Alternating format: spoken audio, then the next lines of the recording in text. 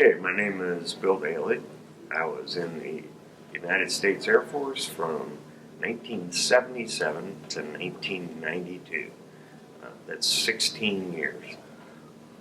I was invited by my home base primary care team to become involved and submit a project for consideration. And I did submit the project to Danielle at the Cleveland VA.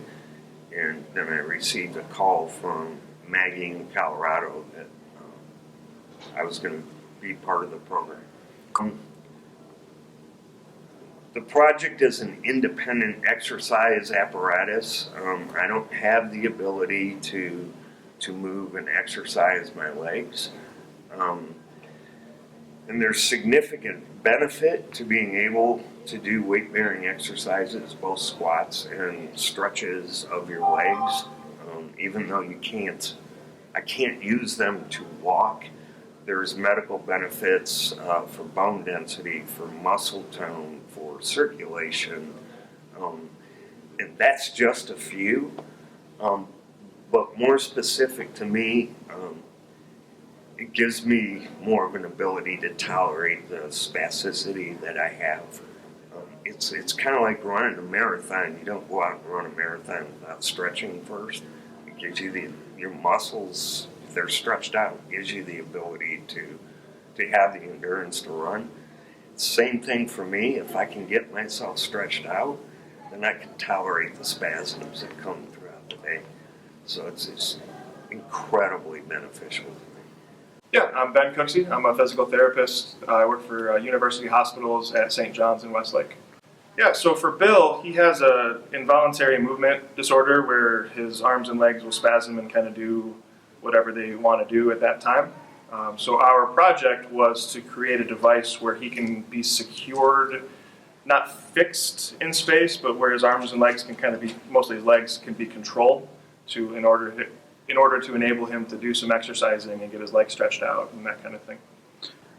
There are detriments to being in a wheelchair a lot of the time. Your muscles can get shortened up and stiff, and you can kind of get locked into the positions that you're most commonly in. So just the ability to get kind of stretched out and elongated is a benefit in and of itself. But beyond that, to do so in a weight-bearing sort of way, your body builds up bone strength with load through your bones. So if you're not able to stand or walk, to at least be able to be vertical and have your weight go through your limbs is very beneficial for circulation, muscle strength, bone density, all sorts of things. It helps control his spasticity. When his feet are on the ground, he actually is pretty stable. So it's just getting him to that point that was the challenge. Specific to my project? Yeah. Just the ability to exercise independently. Years ago, I had an aide who was also a physical therapy aide. She had a dual qualification, and she would assist me in doing these types of exercises in combination with a ceiling lift harness that I have at home. But unfortunately, that particular agency made the corporate decision not to come out to the rural areas. I live in a very rural area. So they pulled back their coverage area, and they were unable to replace her, which meant I was unable to do any of these exercises. So it's been about 3 years since I've done them. And that's my goal out of this was, gosh, guys, can we come up with a way that I can do it myself?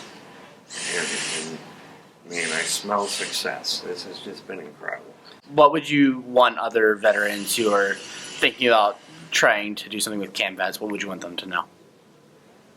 If they're presented with the opportunity, go for it. These are incredible teams of people that come together, volunteer their time to help them, make their life better, give them some hope, and there's no reason to tell them no.